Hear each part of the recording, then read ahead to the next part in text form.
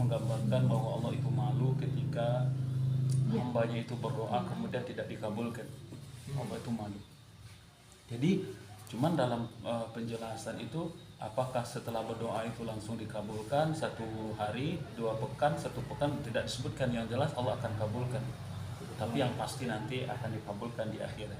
Seperti itu. Jadi digambarkan bahwa Allah itu Maha Pemalu dan malu kalau seandainya segala permintaan dikabulkan. Tetapi di sini Allah tidak malu katanya. Artinya apa? Ada makna yang bisa kita pahami bahwa malu itu sifatnya Allah dan kita disuruh bersifat malu. Tetapi tidak semua hal itu kita harus malu. Sesuatu yang akan memberikan manfaat untuk dunia dan akhirat kita, maka di situ tidak boleh malu-malu. Karena dulu di tempat kami itu Pak Ud, nyolah lama dak semayang, kamu saji, kemudian diajaklah di orang. Kalimat yang keluar, malu ya. Dicari orang malu ya. Jadi itu kan sesuatu yang malu yang tidak bertempat dan berdasar. Jadi kalau persoalan akhirat maka tak malu-malu. Tidak malu. Nah, itu yang pertama. Kemudian yang kedua, perumpamaan Al-Quran tentang serangga itu ada beberapa serangga yang disebut dalam Al-Quran. Yang pertama di sini ba'udah, kemudian yang kedua zubabah. Zubabah itu artinya lalat, ba'udah itu artinya nyamuk. Dua hal serangga ini mencerminkan kekumuhan, kekotoran dan sesuatu yang tidak baik lah. Jadi kan sesuatu yang jelek itu nyamuk kumuh, orang kalau kumuh pasti banyak nyamuk. Udara itu kumuh berarti nyamuk banyak. Model itu lalat itu kalau kumuh pasti banyak. Tapi dua hal yang kotor itu disebutkan oleh Allah dalam Al-Quran. Makanya kalimatnya laka jadinan kumuh itu ada malu-malu Allah menjadikan. Karena apa? Karena banyak pelajaran daripada dua hal ini. Misalkan nyamuk. Nyamuk kalau kece Ustaz aku lupa.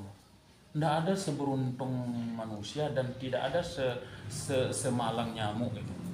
Kalau awak cari rasaki, tidak ada ancaman, tidak ada tekanan, tidak ada intimidasi dari orang, dari apapun yang ada di sekitarnya. Walaupun mungkin uang dan pay di pulun gima utang, tapi itu persentasenya dalam sekian tahun paling sekali ya, terancamnya cari rasaki.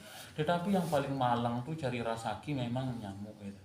Karena rasaki yang akan dia dapatkan, bertaruh nyawa dia untuk mendapatkan rasaki. Maka sesungguhnya Allah itu ingin menyampaikan begini. Bersyukurlah kamu dengan kenikmatan rezeki yang kamu dapatkan, karena ketika kamu dapatkan rezeki nyawamu tidak menjadi taruhan. Lihatlah nyamuk laki selapang laki terancam nyawa dan keselamatan hidupnya dalam mencari rezeki, sementara kita walaupun adu tapi persentasenya kecil.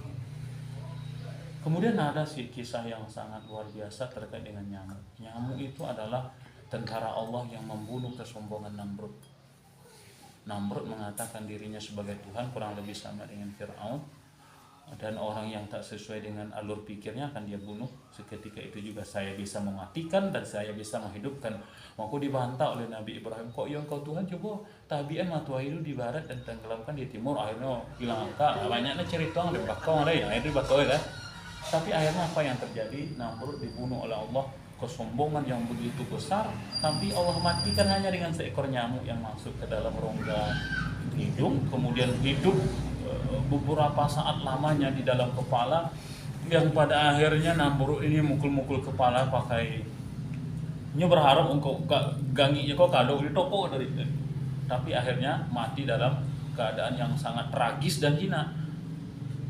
Sombong itu kan membesarkan diri kan, takabur, jadi asal kata membesarkan diri, tapi Allah kecilkan dengan serangga yang paling kecil sekali.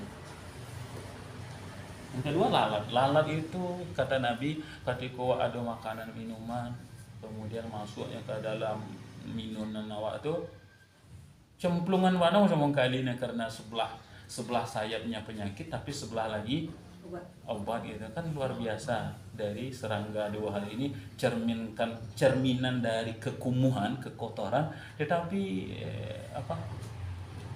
banyak nilai manfaat yang bisa kita ambil. Barangkali itu Bapak Ibu. Nah, ahli tafsir itu bagi bagus bahar.